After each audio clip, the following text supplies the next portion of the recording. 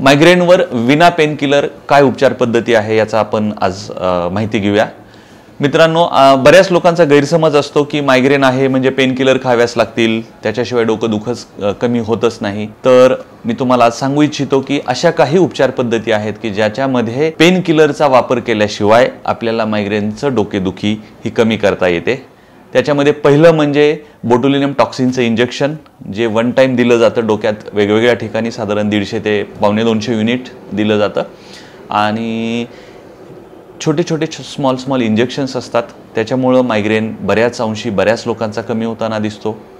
दुसरं म्हणजे dry needling. आमचा अनुभव असा की ड्राय निडलिंगमुळे बऱ्याच लोकांचा मायग्रेनचे सिव्हिरिटी सिम्पटम्स बऱ्यापैकी कमी होतात, ऑलमोस्ट काही लोकांचे शून्य होऊन जातात।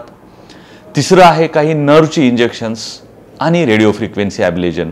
ज्या भागात मायग्रेनमुळे त्रास होत आहे ती नस शोधून त्या भागाला, त्या नसेला रेडिओ फ्रिक्वेन्सी ॲब्लेजन केल्यास मायग्रेनचं डोकंदुखी हे विना पेनकिलर शिवाय कमी होऊ शकते।